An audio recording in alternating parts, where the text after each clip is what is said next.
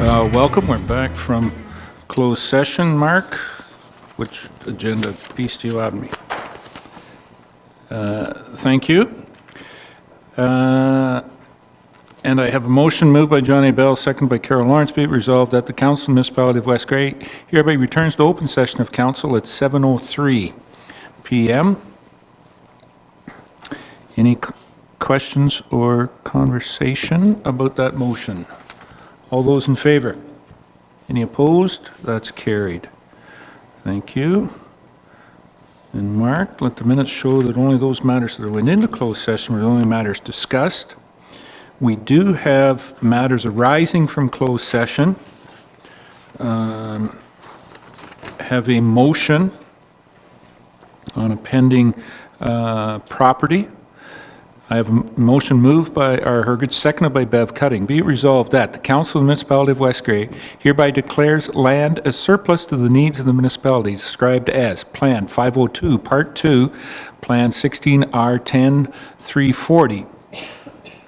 Part lots 23 and 24, Part 3, Plan 16R10 340.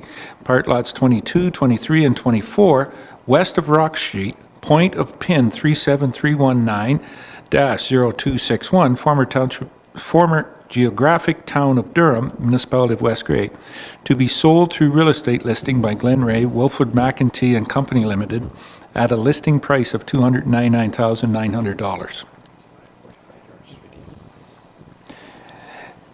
And to be just more clear, it would be 545 George Street East, if anybody was looking on the Durham map for it. Any questions or comments on that motion? Call the question. All those in favor? Any opposed? That's carried. Very good. Okay, thank you, Mark. The consent agenda.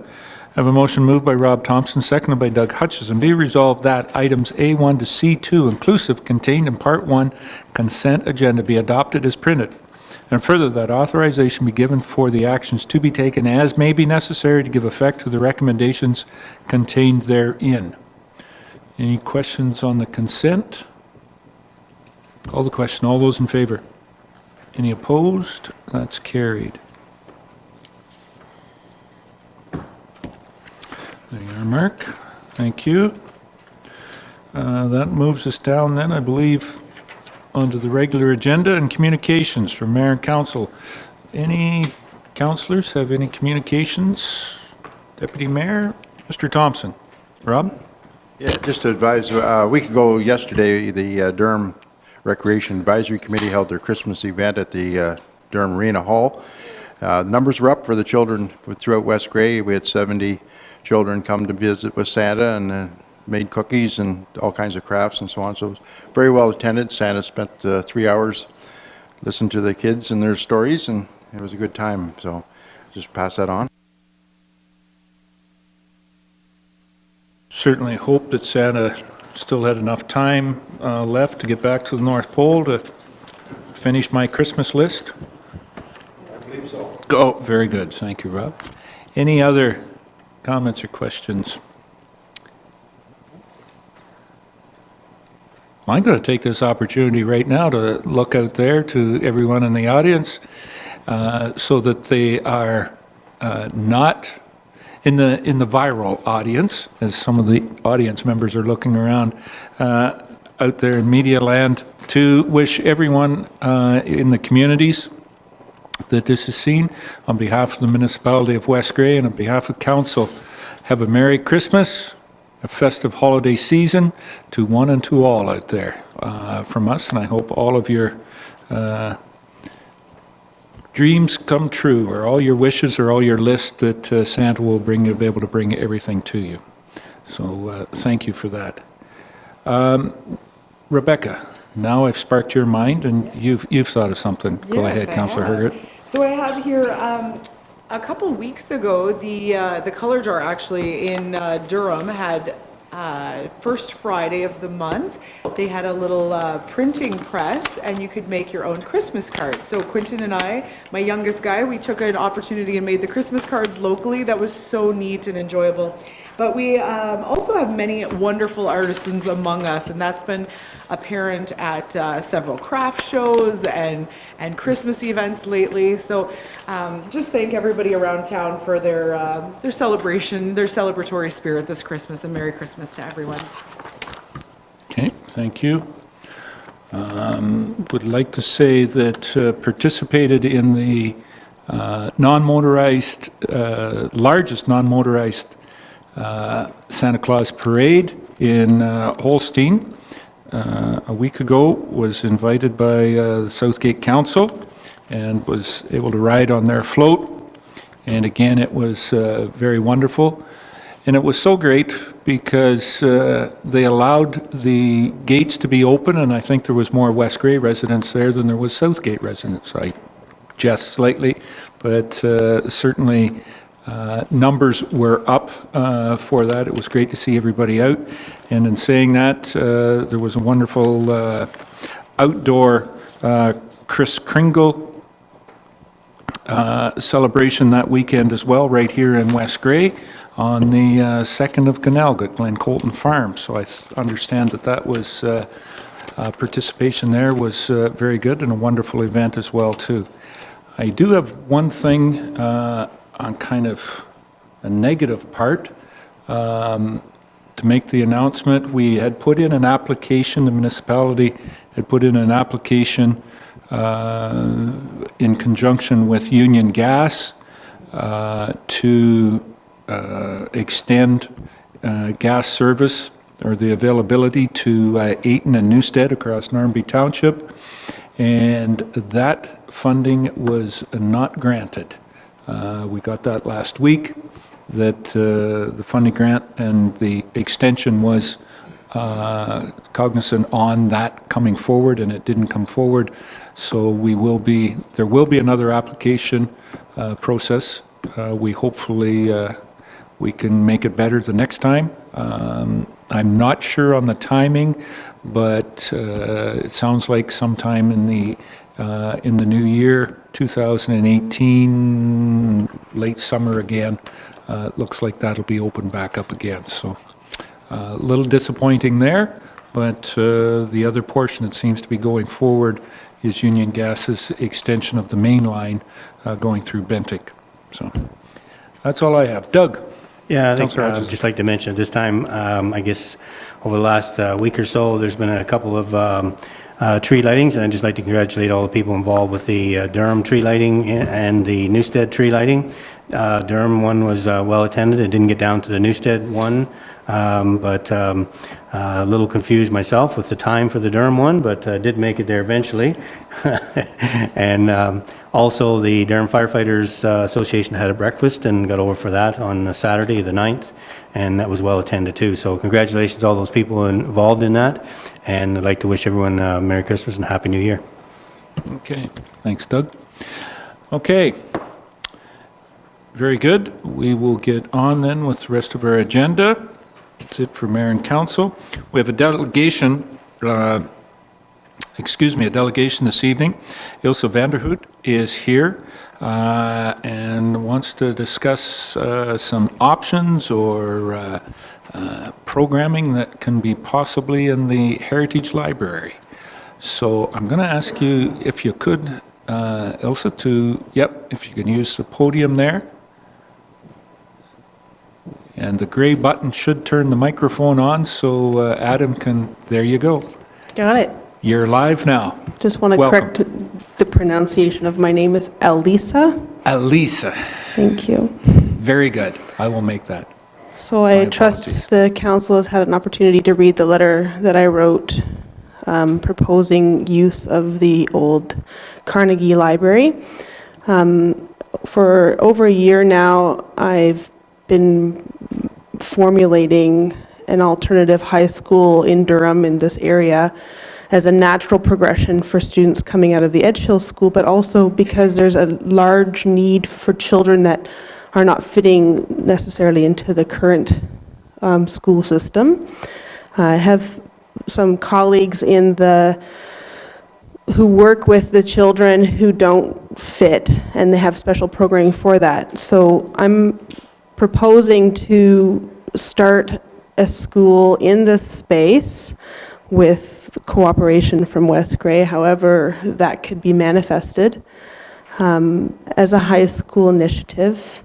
Initially a private high school, and hopefully as it establishes itself that it becomes either a kind of a hybrid approach where the actual Ontario board becomes involved to offer special programming for the children who can't get the kind of education that they need in the high schools in this area. So a lot of skills like woodworking and blacksmith and just old skills that aren't offered anymore, as well as practical approaches to maths and the basic academics through practical applications. So like looking at business studies and doing things with the students that where they can get their diploma and their credits through the high school, but in a way that's interesting and engages them. So it can be in farming, it can be in woodworking, it could be in theatrical arts, it could be in like whatever discipline the children choose in the time. So of course, I imagine it will be a fairly small school. So we've been researching the schools in the US, charter schools they're funded by the states, but they're privately run, and there are high schools that are guided by the faculty, but where the students actually direct, for the most part, the curriculum. So that's the kind of style we're looking at to really serve the children who are not served. And then I would have to say it's quite likely that such a space in the town after school ends can become an open door for the public. The children who do attend a public school don't come to offer other programming for the evenings and so on. So I just wanted to see if there's a possibility for negotiating how that space could become available for an initiative and sort of starting up, and the short, mid, and long-term vision for the municipality, what you had in mind for using that space. I think for the businesses in town, a high school is really exciting because everybody knows that high school students have the most disposable income around. So I've heard lots of positive feedback from local businesses and the Chamber of Commerce. So I just wanted to know if anybody on council has any questions. Thank you. Any questions at this point in time? I'm going to start with Rebecca. Councillor Hergert? Just going to ask, what would be the timeline? Like initially, you don't maybe know when you would start, or how long would you be seeking to use the space? Are we thinking of a school year starting next September until the following June? Or are we thinking start January? What is your idea for starting if we were to commence some sort of agreement? Well, an ambitious start would be September. I have been working on it for a year already, so it's not like a brand new initiative. So I have, chosen some faculty, had dialogue with some teaching people who can teach high school, or accredited teachers who are willing to come in and do different blocks. I could also teach the sciences myself. I'm a graduate from the University of Guelph. I've also been on the board for Edge Hill School since, well, I guess 7 years ago. And I saw a need at that time for some more professionalism in that school, to bring things that, to be taken seriously. It's not just kind of willy-nilly, and I'm not interested in kind of a willy-nilly kind of arrangement. I'm really more interested in something that's concrete and serious, and that kids are going to come out of there with a plan for their future, and not just get through and then sit on the couch in their parents' basement, which is quite common these days. And I would have to say in this area, it it is being so far from the city can be quite difficult for youth to find something that they're really interested in and have the support to and the opportunities that they have in the other areas. Okay, Doug, Councillor Hutchison. Yeah, so at least, just a question about do you understand that this building, one of the reasons we moved out of that building, our library, is because of accessibility. So how does that fit into your plan? Because it would be private, then maybe you don't fit under the same realm in terms of accessibility that we have to work under, but you do realize that there are restrictions in terms of getting in and out of the building for some people, right? Yes, I'm aware of that. Yeah, okay.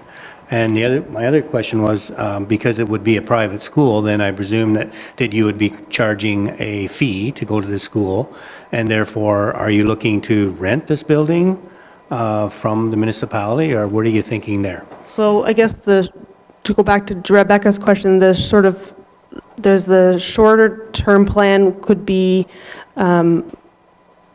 like say now 0 to 3 years and then a 3 to 5 year plan. I would like to see a rental arrangement or a lease arrangement that would slide up so that there is some kind of a support that I don't end up in a situation where I can't actually launch the project because I can't afford the rent. So, but of course, that's a negotiation that obviously doesn't take place at this table, I would suspect.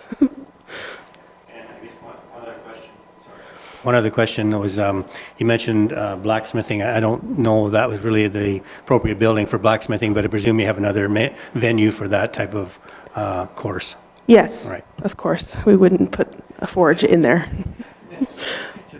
But it is an example for that kind of, these lost skills what aren't offered. Any other questions at this point in time?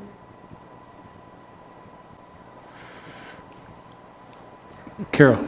I don't have a question, but I just wondered how we would pursue this, like, sit down and, I don't think we can negotiate, as you say here, but find out what it is you're really looking for and what we may be able to offer, and then we'd have to come back to council, obviously, but kind of where do we go from here, I guess, Mr. Mayor, is what I'm... That was what I was trying to run through my head as well, too. I was elected to the Municipality of West Grey, not the Board of Education, so I'm still trying to struggle a little bit with it here. But wondering if the best thing to start with is, it's one of those, it's kind of a project here to look at, to be able to sit down with staff, give you an idea from our last occupancy of that, what it costs us to operate that building, for the public occupancy of it. Maybe give you some of that information and start there with staff in the next week, maybe a little occupied, similar, but I just slightly, Elisa, in saying that, in the new year, we can start some of that dialogue, as to would it fit. So I think, Carol, that would be the start of getting some dialogue on a bit better, of a business plan that you have, and would the plan fit into this type of, into our building? I guess is the best way to put it. Madam CEO, are you? Through you, Mayor, yes, I would appreciate direction from council if they would like staff to engage in some of those preliminary discussions. A business plan would be a great start, and I know that we would have information on our side of what that building has meant in carrying costs and that sort of thing. And then we could report back to council early in the new year. John? Thank you, Mr. Mayor. Lisa, how many students initially do you see, if an ambitious start was to be made next September or next January, 15 months from now, how many students would you see starting there, and what would you see going forward in 2-3 years, recognizing that building is only so big? There's Well, about 300 go to John Diefenbaker now, so they could stay right here. Yeah. Well, I'm thinking if we have about 10 students in each grade, and there's 4 grades, that's 40 students. That would be a realistic goal and a social healthy group. I'm not looking at 300 or thousands of students. We'd have to put an extension on. We've come to a deadlock this soon into the, no.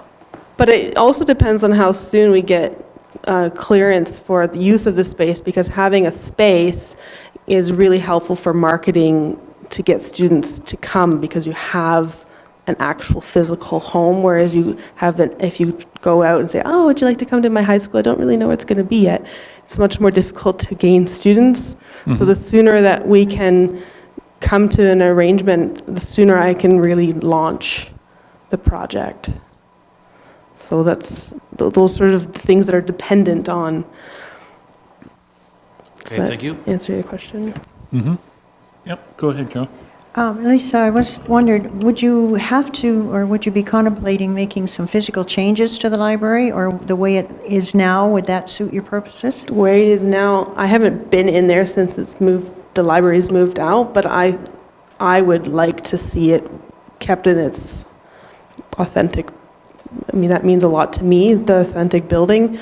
I understand there are bookshelves still in that building that weren't able to be moved, which are ideal, of course.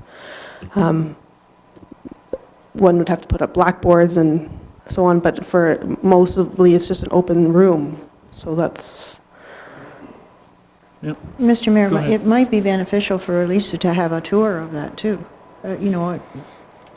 So you can, have a look at it when it's empty and see if you can, visualize is it going to suit your purpose, and that would be a good start too, and then sit down with staff and look at the costs and so on. and I don't think it's really reasonable to make any changes to the building without consent of both parties. Oh, no, As no, I'm not well. asking, I'm just wondering, would it require changes? And I hopefully not. hope but- not much. Yeah, good, Yeah. okay. Okay. Rob? Councillor Thompson? Yeah, not a question, just, you mentioned the bookshelves, but they are property of the library board, so Oh. they are, those are going to be removed, and a lot of the furniture that's still remaining, there's some stuff there that has come out for the library, so you'd have to maybe look at talking with the library board at that. Sure. And I guess the other issue is parking at that facility. It's owned by the church, a lot of the parking lot there, so there's a small section at the back, so you'd have to deal with the church also in regards to parking. So there's a lot of legwork yet to be completed. But yeah, so that property does belong to the library. It's inside there right now. Okay. Yep. That was just one thing that come up. Can we get an arrangement, whether it's later this week or sometime shortly into the new year, Madam CEO, to have Elisa go in and 2 or 3, how the functionality of it would be. As you said, the open space and whatnot, the basement, but give you a little bit better as visual with it like that. Is there a chance that we can have staff give you a tour? Yes, Mayor Eccles, we could arrange that. Perfect. So we've got to start anyways, and then work with staff, as I said, on, where some of the cost points are going to be, what the occupancy costs that we've had. We can share those and then start on working on the business plan, what you're willing to pay for the building and own it. Well, I thought you said... I did know it was for sale. Wasn't that what you said? Was the state purchase some of these? So province of Ontario, Would be the wonderful, Board of wouldn't it? Education. A lot of work to be done, but let's have the start of the dialogue and see what we can do as far as the programming. I think for myself, a bigger, idea is some of that programming space for hesitate to call it extracurricular activities for the youth of the community and the surrounding, not just the town itself, but the surrounding community. So I look forward to some of the dialogue. Wonderful. Contact, I think, would be through Laura, Okay, and we can go from there. thank you so much. Very good. Okay, Thank you, good night. Elisa. Elisa, yes. I've got that right. Okay, thank you. All right.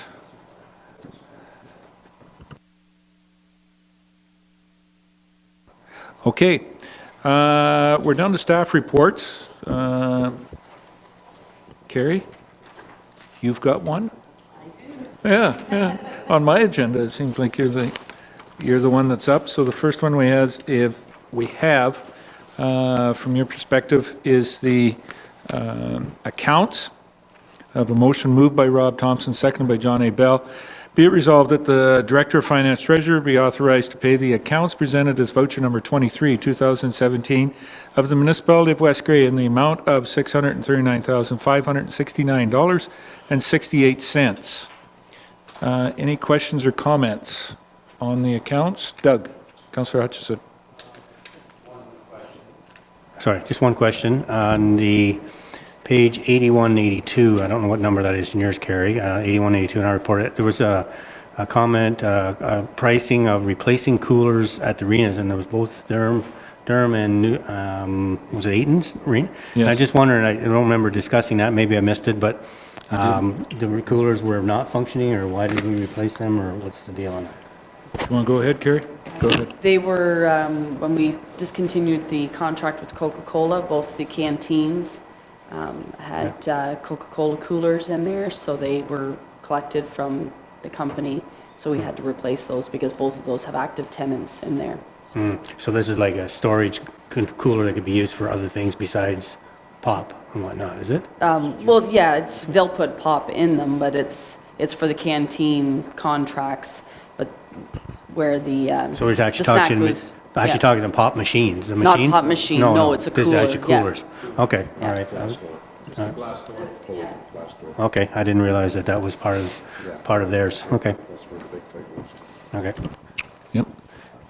Any other questions on Rebecca? Councillor Hergert. I did have one, Carrie. I believe it was supposed to be Warden Updegrove. It was Murray Ward. Did we see that for HR services? If I told you what page. Yeah, I think so. I think it's that simple. Murray Ward, but it's Ward Updegrove. I just figured it was part of Ward Updegrove. I think it's just that, yep, that's simple. Okay, thank you. Okay. Any other?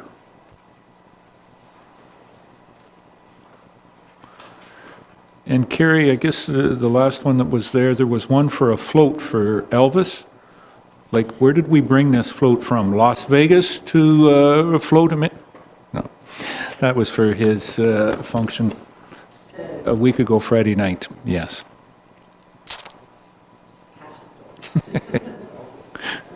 Yes. Okay, any other questions on the accounts? Fine, I'll call the question. All those in favor? Any opposed? That's carried.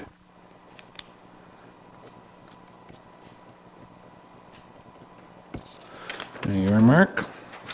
The next one, Carrie, on your, is the supplementary and the omitted and write-offs. An annual thing. Anything else other than what's in your report there? Our, the total is up compared to last year. We were about 17,000 last year, so we've had additional growth in revenue of netting 61 this year. That is a positive. Doug?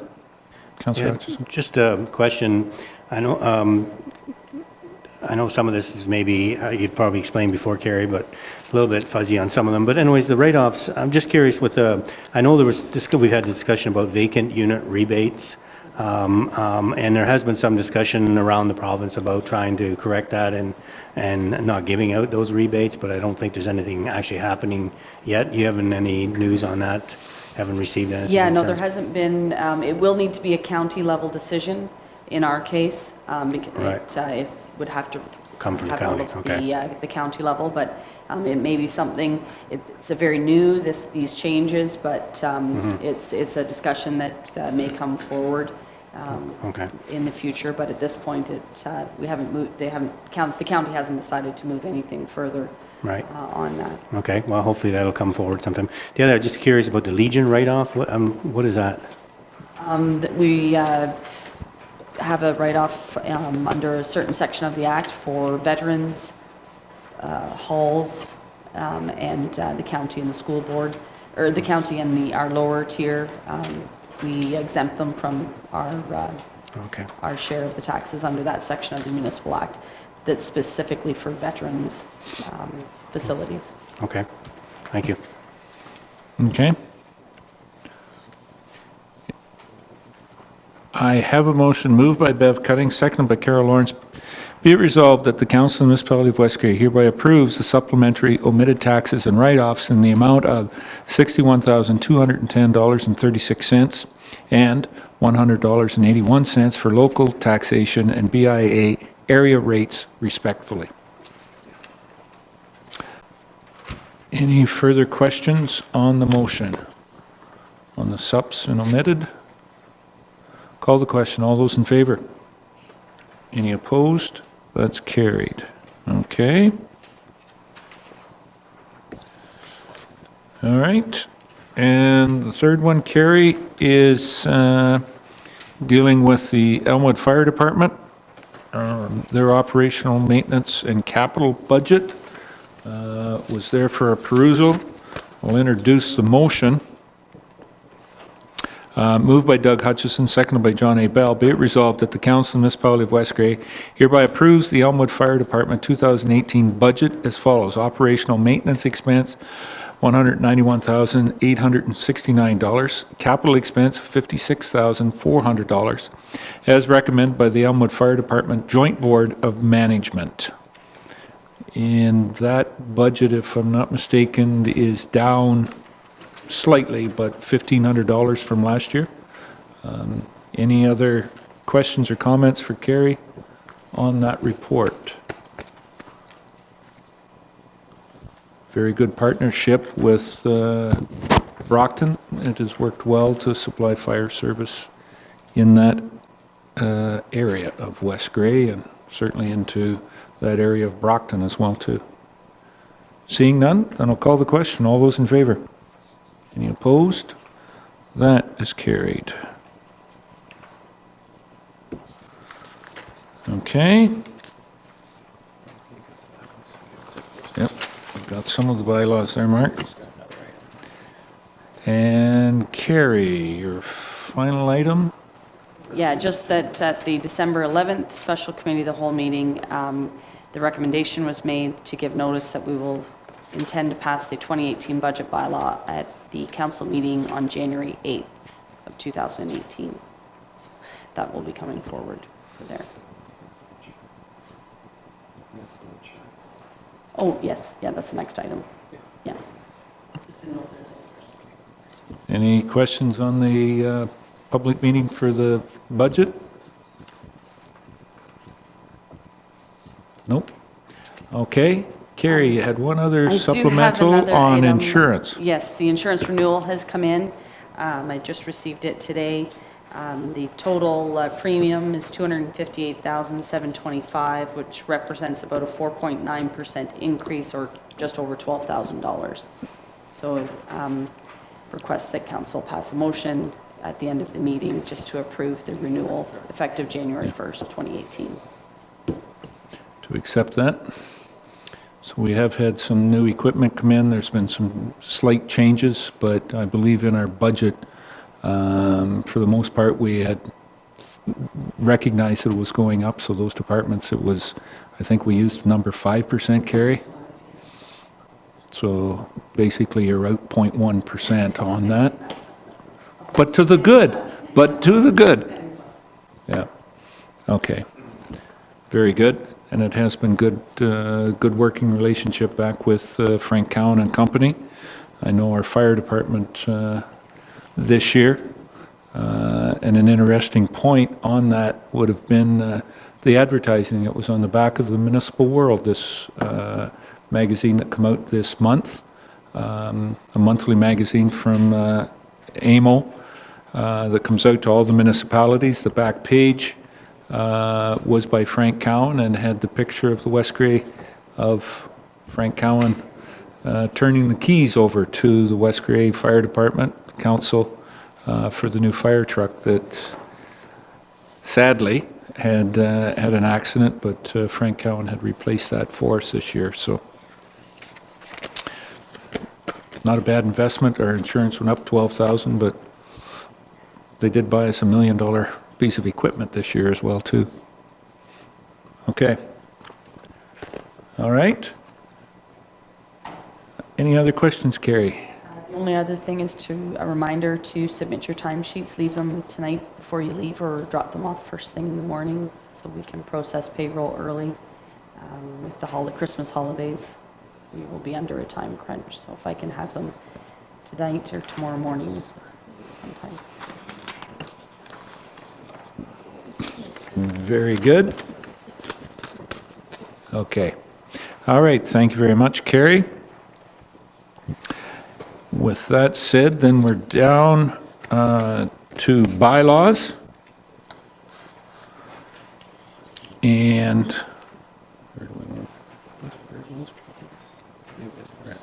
do business for Brent? Okay. All right. We do have a number of bylaws, most of them coming from planning this past Monday. So the first one is a bylaw to rezone property on concession 10 in Bentic, Otter and Wong. I have a motion moved by Bev Cutting, seconded by R. Hergert. Be it resolved that bylaw number 116, 2017, being a bylaw to rezone part lot 31, concession 10, former township of Bentic, Otter Wong, ZA 1117, B07, 2017, be now read a first, second, and third time, passed and numbered, and that the said bylaw be signed by the mayor and the clerk, sealed with the seal of the corporation, and be engrossed in the bylaw book. Any questions? And this bylaw was recommended from the planning committee of the whole. Any questions? Call the question. All those in favor? Any opposed? That's carried. Next is bylaw number 117 of 2017. From Germania Mutual Insurance on rezoning property in the former village of Ayton. And this one is recommended for approval as well from the Planning Committee. It's moved by Rob Thompson, seconded by John A. Bell. Be it resolved that bylaw number 117, 2017, being a bylaw to rezone Plan 153, part lots 20 and 21, Augusta, WS, RP 17R995, Part 5, 317 Augusta Street, Ayton, former township of Normanby. Germania Mutual Insurance Company, BNB Insulation Inc., ZA 1217, B10 2017, be now read a first, second, and third time, passed and numbered, and that the said bylaw be signed the mayor and the CEO, deputy clerk, sealed with the seal of the corporation, and be engrossed in the bylaw book. Any questions or comments on this motion? Call the question. All those in favor? Any opposed? That's carried.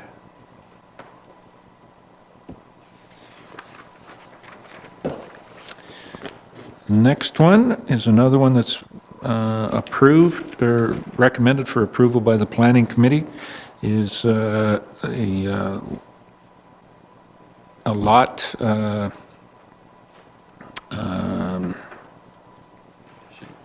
addition.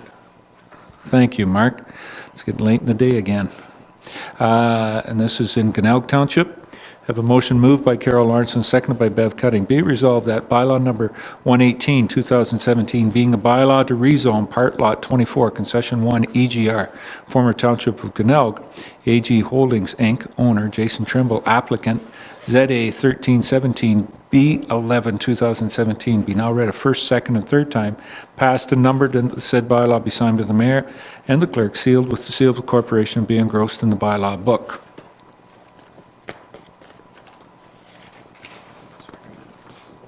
Yep, and it was recommended for approval. Call the question. All those in favor? Any opposed? That's carried.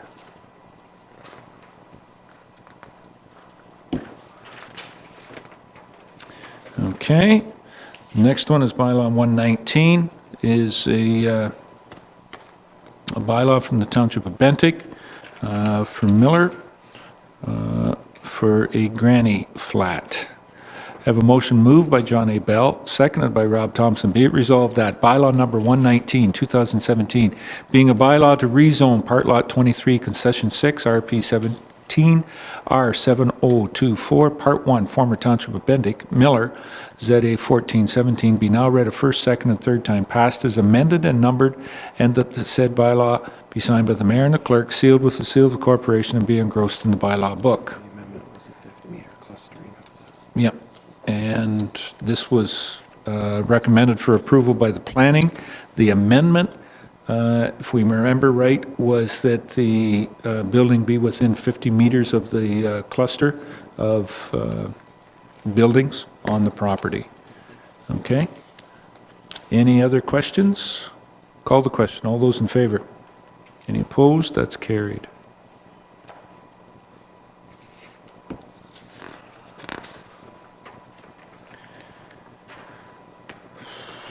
The next one is the bylaw from the shared GIS services between the County of Grey and the Municipality of West Grey. I have a motion moved by Rebecca Hergert, seconded by Bev Cutting. Be it resolved that bylaw number 120, 2017, being a bylaw to enter into a memorandum of understanding for shared GIS services between the County of Grey and the Municipality of West Grey, be now read a first, second, and third time, passed and numbered, and the said bylaw be signed by the mayor and the clerk, sealed with the seal of the corporation, and be engrossed in the bylaw book. I said Rebecca, but it's R. Hergert. I'm just, yeah, well, okay, yeah. It is signed R. Hergert, yeah, it's not J. Any questions or comments on this? Councillor Hutchison. Doug?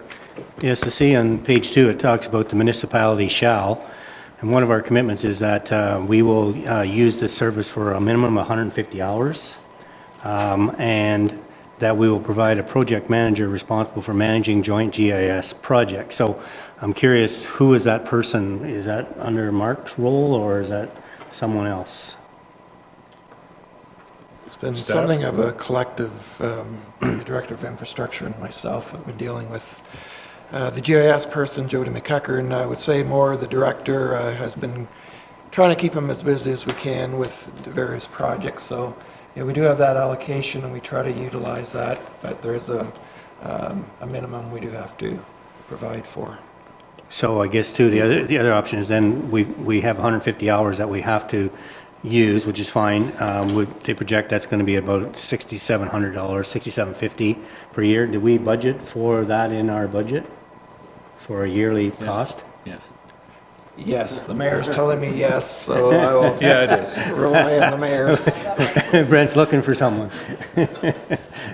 It has been something we have been doing for a number of years, so I would anticipate it is budget, and the mayor believes it is, and I can confirm with the treasurer as well. But it is a great service. You've seen some of the maps, the fruit of the labor there from the county. It's a very valuable tool, and we are continuing to use it for different projects, and we envision a lot more uses for it in the future. Yeah, I agree. It looks like a great system. I'm just curious, is this something that the general public have access to or not? Yes, definitely. The map. Grey County GIS map will have all those services. There is certain information that is privy to municipalities, password protected, like certain information regarding property roll numbers, et cetera. But generally, the zoning official plan, a lot of this data is available on the county GIS website. Okay, all right, thank you. And Rebecca? So I was just curious, who will be working on it this year? I understand between Mark and Brent, it's been working. But then what are the next priorities that we will be looking forward to seeing computerized or data generated from? Or is this an opportunity for our trails to be mapped and so on? I mean, what will the priorities be for those 150 hours? Mark, I'll let the start. director speak to it, but definitely if there are any interests or tools that council feels would be appropriate that we could work with the county in developing, we'd certainly look to your direction. And speaking of direction, I'll let the director add to that. So I Go ahead, Brent. have completed not an exhaustive list, but a list of priorities. And I apologize, I don't have them with me, but I have discussed, or I've had meetings at the beginning of each calendar year with, and I just recently met with two of Jody's colleagues approximately 2 months ago, and sat down and initiated actually some very intriguing ideas that they are wanting to help me out with. I would prefer, if you want, I could come back with a detailed report in January. Yeah. January committee of the whole would be a good spot. Yeah. Yep. Yeah. And discuss it. With council in more detail at that point in time. All right. Okay. Anything else at this point in time on this one? Call the question. All those in favor? Any opposed? That's carried.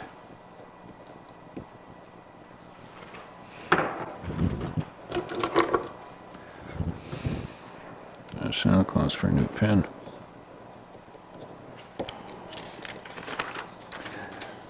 Okay, the next bylaw, 121, is contract agreement between our land use planner, Ron Davidson, and the municipality. I have a motion moved by Rob Thompson, seconded by Doug Hutchison. Be it resolved that bylaw numbered 121, 2017, being a bylaw to enter into a planning consultant contract agreement between the municipality of West Grey and Ron Davidson Land Use Planning Consultant, Inc., be now read a first, second, and third time, passed and numbered, and that said bylaw be signed by the mayor and clerk, sealed with the seal of the corporation, and be engrossed in the bylaw book. Any questions or comments on this contract or bylaws? Rebecca. I just have one question. Do we have an ongoing list of files that Mr. Davidson has and that he's working on? I know they usually originate here in this office, but do we keep an ongoing list of files that he has, or any contract employee? Mark? In terms of planning, it depends, obviously, in the planning applications we receive from property owners, so it will vary depending on when the submissions are, and then when I obtain them, I'm the administrator for those applications, and then the planner, Ron Davidson, is also provided that when the public meetings are circulated. If zoning bylaw amendments, if I need some assistance with that, Mr. Davidson will prepare those.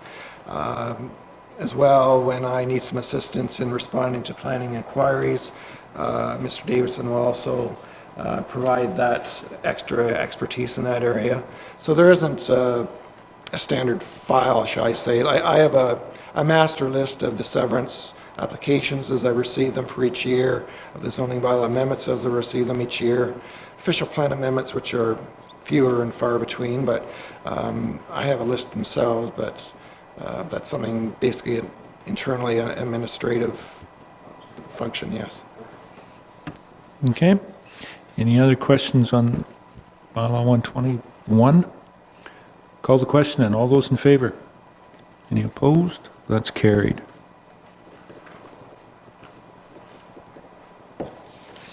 Okay, and the last one, 122, last bylaw of the year, I believe, is to confirm the proceedings. Moved by R. Herget, seconded by Carol Lawrence. Be it resolved that bylaw number 122, 2017, being a bylaw to confirm the proceedings of the December 18th, 2017 council meeting, be now read a first, second, and third time, passed and numbered, and the said bylaw be signed by the mayor and clerk, sealed with the seal of the corporation, and be engrossed in the bylaw book.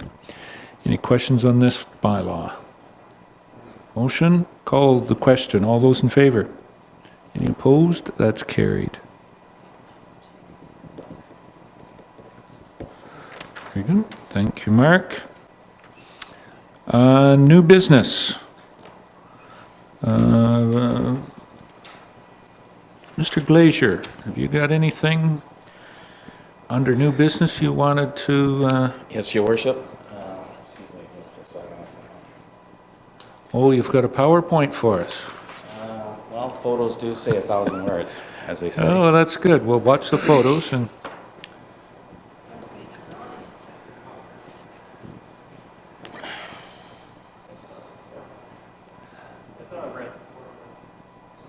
Yeah, it's coming. It's coming. I thought I had it all queued up, ready to go earlier on. It sleeps. What I wanted to do is provide council with an update on the Durham Walkway Bridge to its status. Excellent. Unfortunately, I do have some bad news to share with that regard, but and I thought I might show, if I can find it, Your Worship, the email that you sent me. I believe it was this morning, wasn't it? Yes. Actually, if I can find it, right here. This is actually really cool, and it's A little bit of something I'm history. not sure if the rest of council are aware of this, but what did I do wrong there, Mark? You wanna-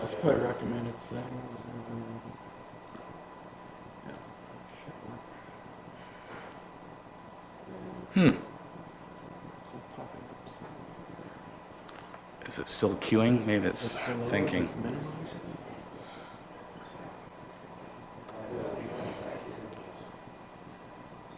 I'm, for some reason... Oh, here we There you are. This better be the right video. I wish I could get it bigger, but I can't.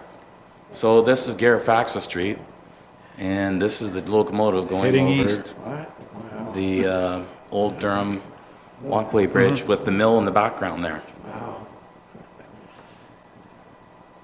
the guy waving. There he is.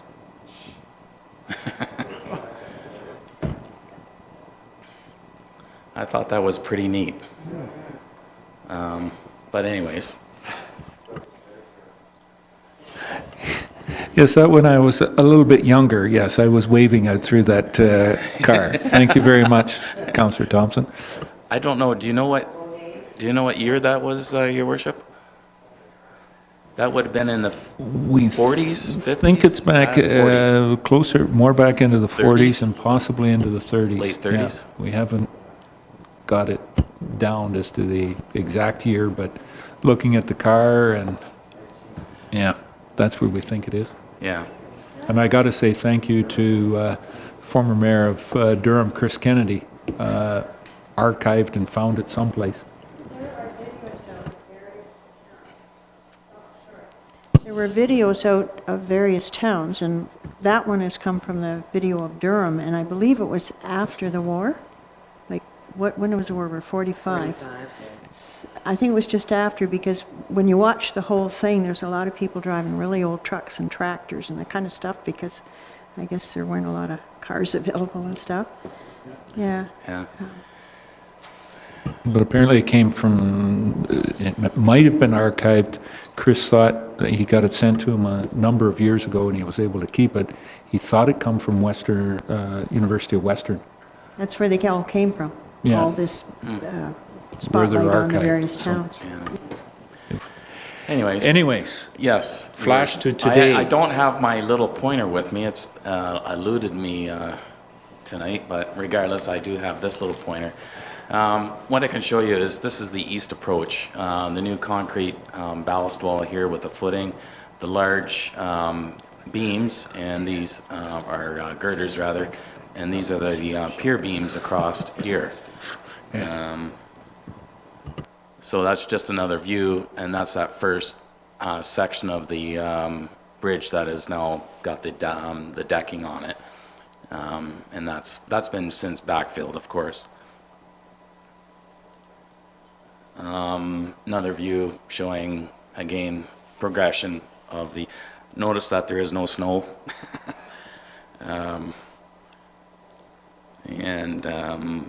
Bear with me here, I can get rid of that. I think,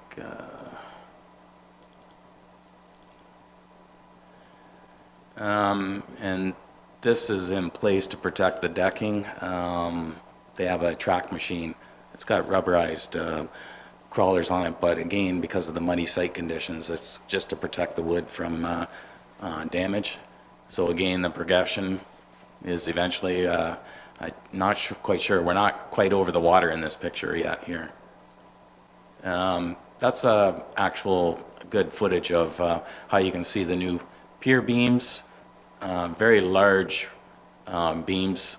This is all laminated. This isn't one solid piece of wood. That's the whole idea behind the strength of this wooden structure, is every single piece that you see here is all glue lammed and fiberglass reinforcing underneath the bottom chord of these beams.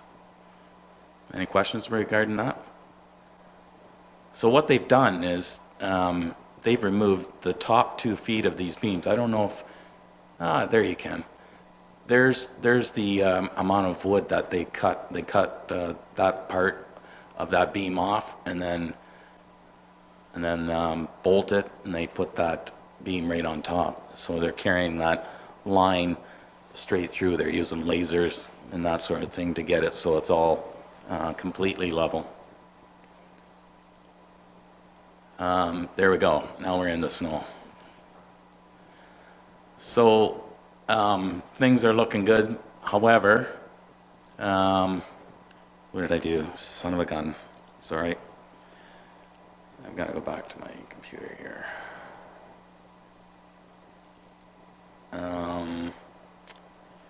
What we're finding, and I apologize, I don't know how to rotate this thing.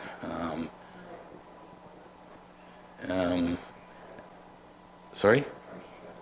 I tried that, and it's not doing it. Usually you can rotate on an Adobe. Oh, thank you. Oh, rotate view. Thank you, thank you. Okay, here we go. Sorry about that. Not good with, regardless, what the idea was here is to show you that's 18-inch cavity that they've drilled out, and as you can see, they've cut off. Some of the pier beams are in good shape that you can see, but this cavity has to be filled. And what they're doing is they're taking good wood, placing a large portion of good wood down inside, and then they're using an epoxy resin to fill it. Well, what they're finding, if I can find the right picture here, bear with me. I'm not sure if this is the, no, sorry.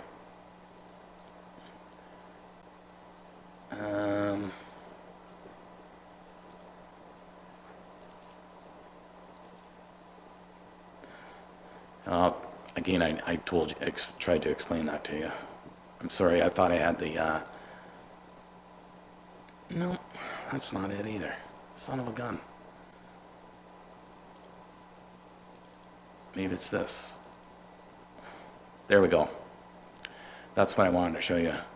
They are encountering that on several locations where all the piers, regardless of cutting off the 2 feet, where they're finding that the cavities go down further into the wood. Something that, again, I had this tested a year and a half ago by a consultant, tested the wood beams. They tested everything but at the top. They were testing the wood at the bottom. That did not get caught on the testing. It slowed them down immensely, and it's costing a lot more money. The resin that they're using is very expensive because it has to be able to be used in cooler temperatures. It's a special type of product that you can use at sub-zero temperatures. But it's slowed them down immensely. They're projecting now that the project, based on what's currently happening, and I'm not saying that this is the worst case scenario. I got good news today, though. They did one right over the center, I believe. They're at the midway point across the river. The whole section of beams that they, after they removed or cut the piers off, were all solid. There wasn't any voids, and I'm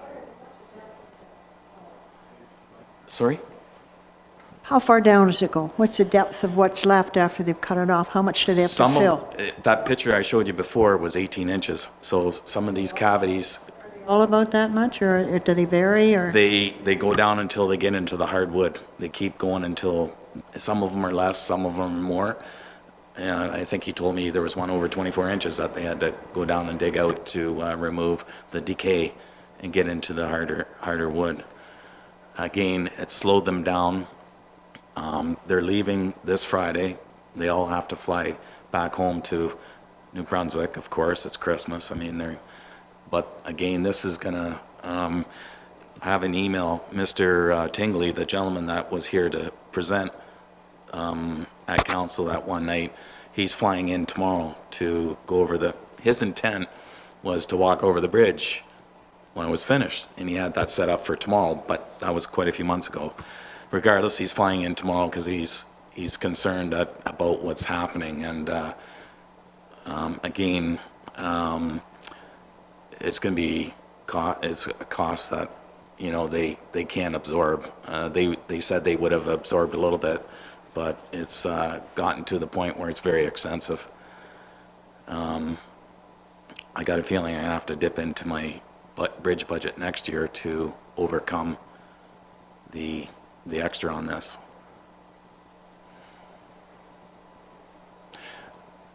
I hate to be the bearer of bad news this close to Christmas, but I wanted council to be aware of we're only halfway done. Councillor Herget. Go ahead, Rebecca. Okay, so what I'm curious about is cost, how much more, and time required to finish it. If Mr. Tingley is coming tomorrow, can we be updated at our first council meeting of January as to how much more and what the new timeline after everybody's coming back would be? I think that's necessary right away in first thing January.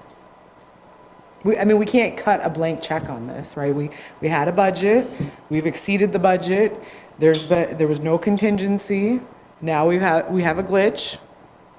We're halfway. We want to see it done, but how much does that cost? I can share with council what based on what he knows today. He said he would do exactly what you just said. He would provide us a more realistic number for January. But if council wants to know, I can tell you, and it's better if we have the figure from him rather than you making a guess, and it may not no. be. This is coming right from. Oh, it is from him? Yes. Okay, let's hear it, Brent. It's between 150 and 200K.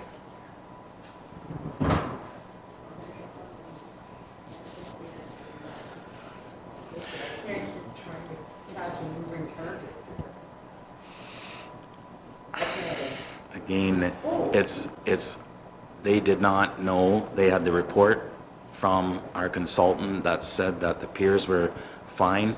Unfortunately, he said if I would have tested it, it would have cost a bit of money, but he would have done better testing. That's their forte, that's their specialty, and they know wood.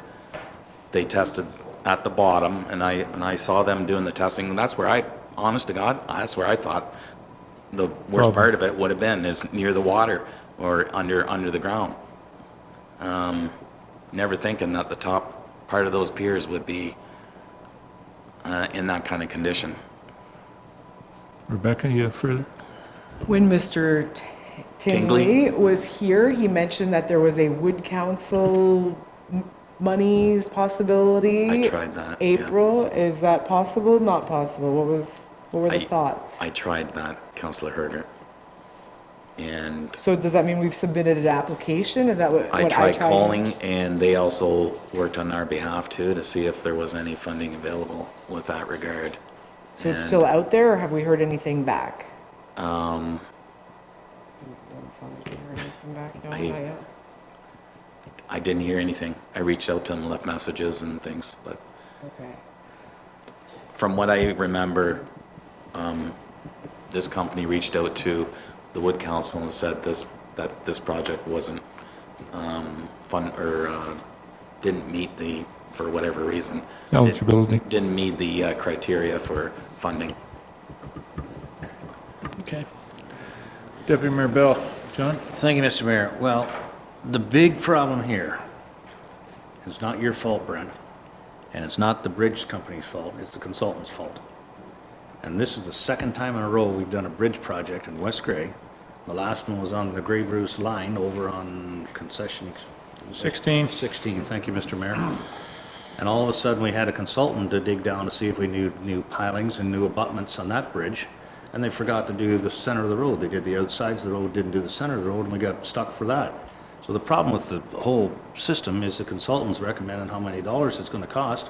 We get into something, they don't stand behind their word, we're left holding the foot and picking up the bill. And that's what the whole problem is, and we're into this again, whereby if you go back to the consultant, they're gonna say, well, we didn't know, but they're the ones that should be picking up the tab because we were not getting a fair and an accurate estimate of what the project was gonna cost. And now we're into it this deep, and it's gonna be a 50% override, and, I mean, who's gonna pay it? We can't leave it the way it is, we all know that.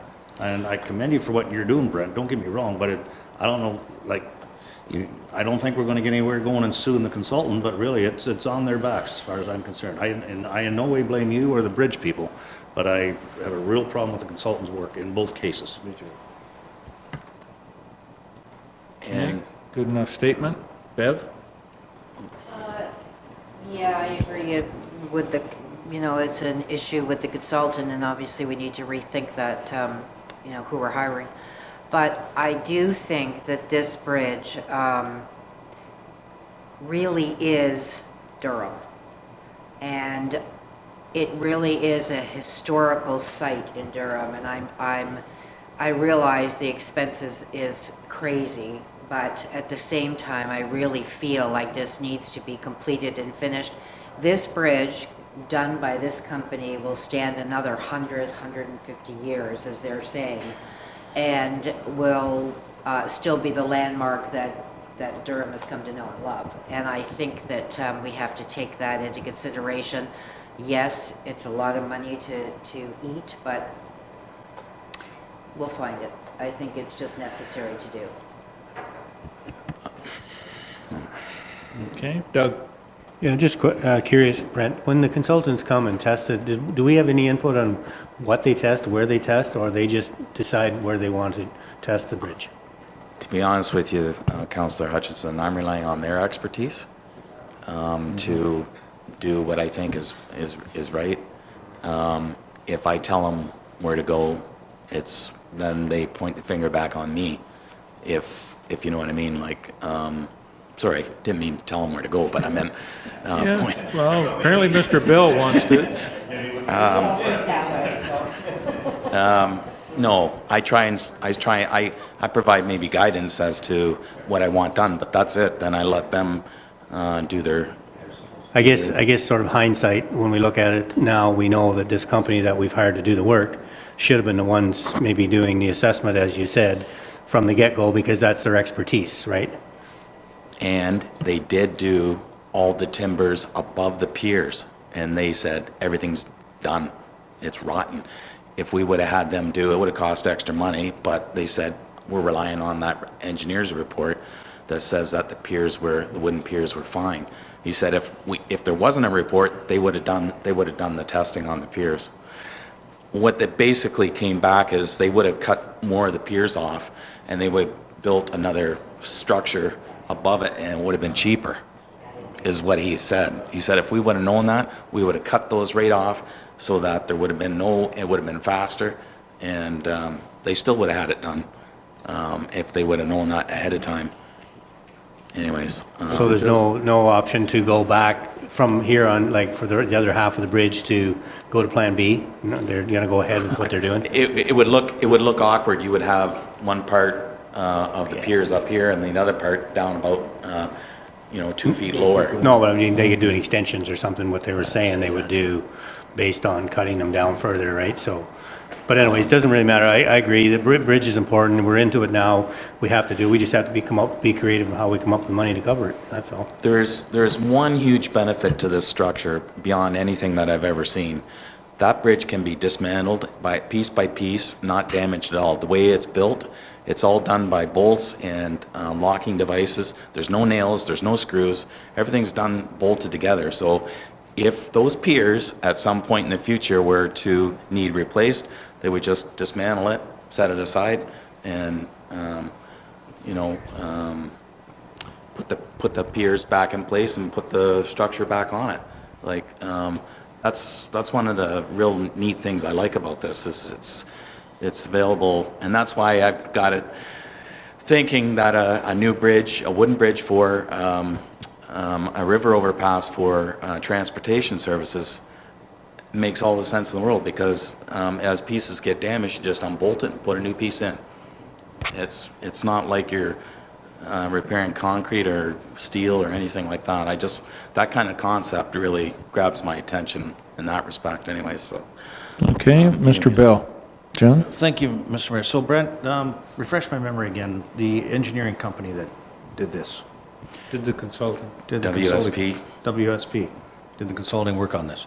Have they been contacted yet by either yourself or? No. Or the they bridge haven't. company? Okay. Well, I'm sure there's a number of us here would like to know how that conversation goes when you have it with them. Just to, I think the onus, I think the majority of the burden and the cost should fall on them, but I know how that conversation's going to go. So, going forward, I guess we'll have to be a little bit more cautious who we do business with. Mr. Thompson. Rob? How long before it is completed, Brent? In the report I have here, they're committing based on if things progress the way they are, 3 weeks into January.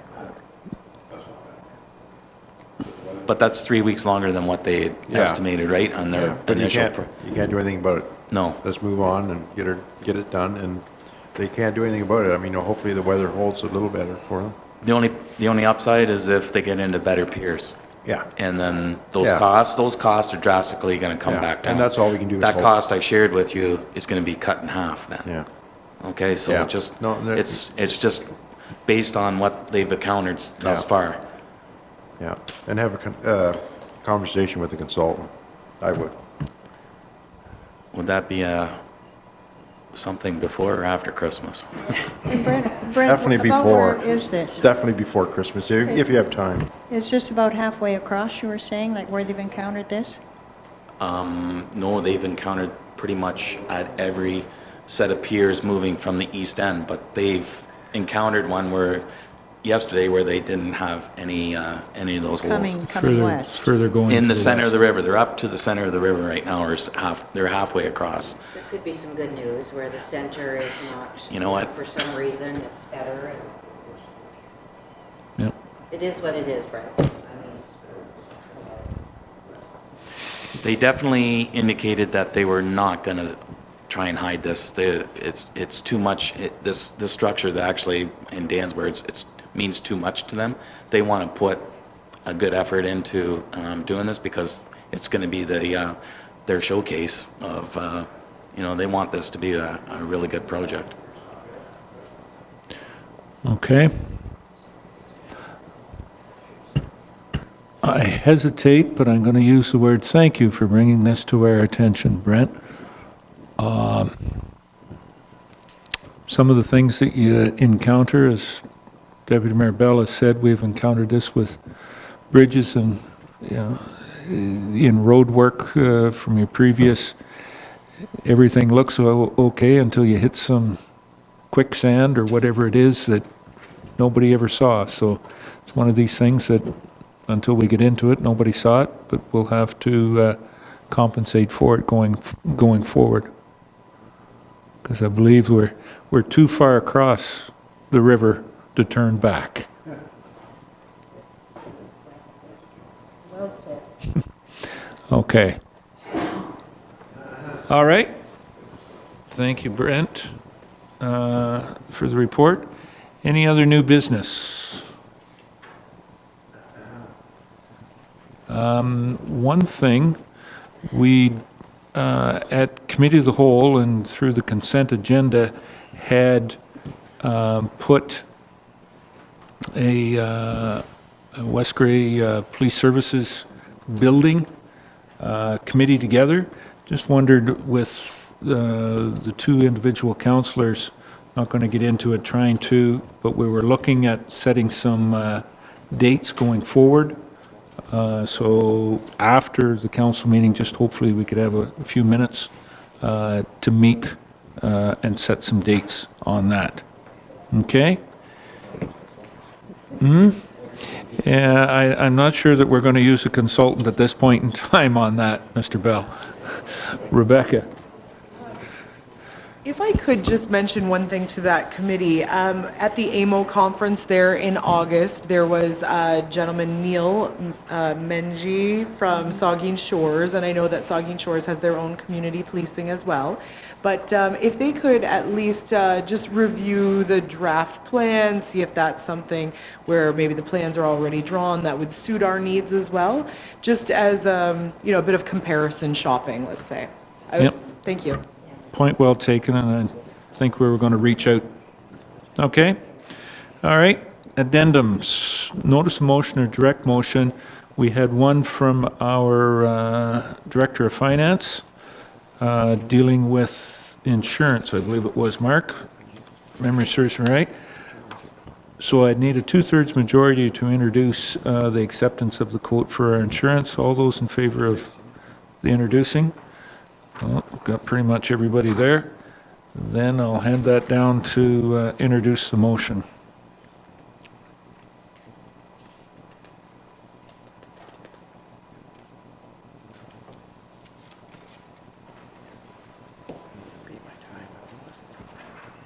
Yeah, you're right.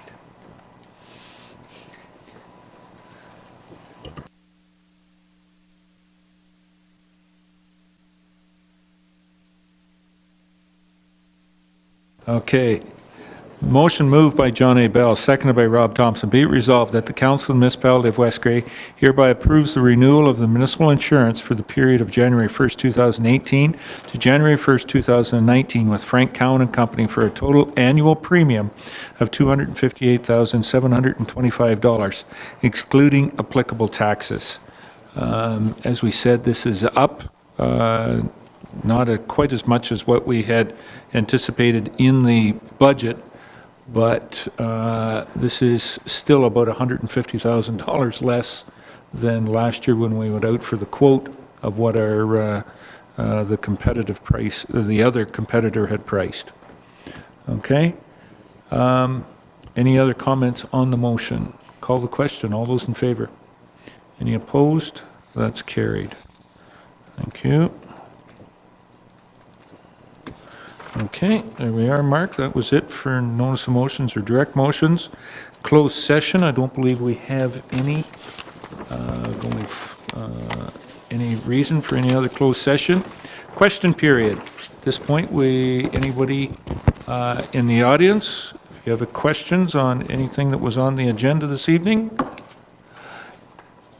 And we'll start with the media desk first. Mr. Crosby.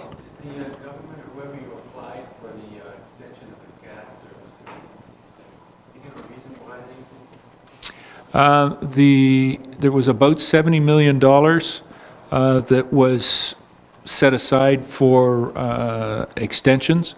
It was oversubscribed, and it seems that from the proposals that were approved, the majority were in Northern Ontario, seem to have a higher priority than what we have here in southwestern Ontario at this time. Is there going to be more funding available later, do you think? It was indicated that there would be coming up in 2018, there would be a second phase opened up as well, too. Yeah. There's about, I think there was, and don't catch it, approximately 18 projects, I think, somewhere in that neighborhood, that were approved under that program. And there's about 45 to 50 projects that were there. So, yeah, we'll see where we get into the list on the next one. Union Gas was still very much willing to work with us as well, too, on putting the application together going forward. Okay. Anyone else? Where is this property at George Street? It's on George Street East in Durham. What? 545, Don.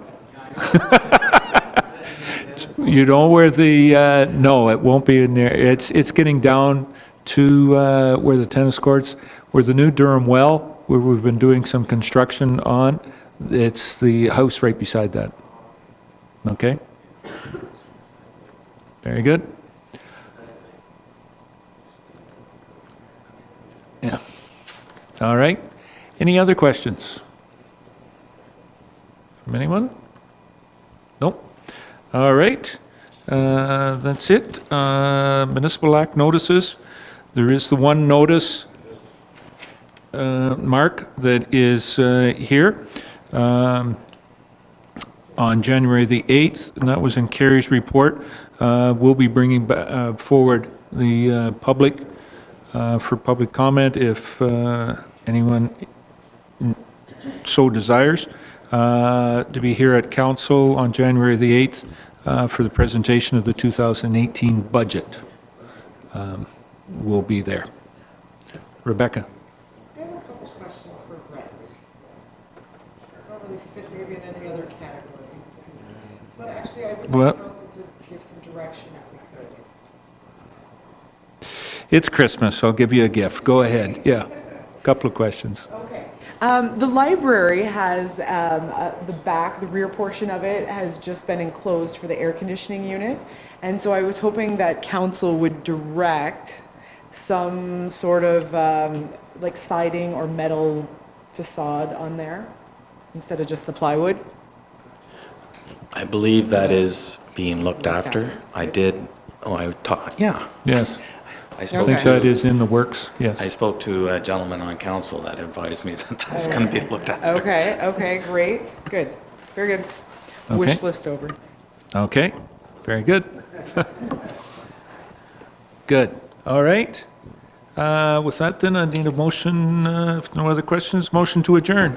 Oh, Well, I just want to sorry. take the opportunity to wish council and staff all the best, Merry Christmas, and all the best next year, and to all the people out in West Gray, Merry Christmas and Happy New Year. Very good. Thank you, Carol. And if anybody needs to see our presentation, it is on the website there. Our very Christmas video greeting. We're environmentally friendly. We put it out without paper. Okay. Motion to adjourn, motion number 20. Thank you, Rebecca. I'll take that motion. We stand adjourned.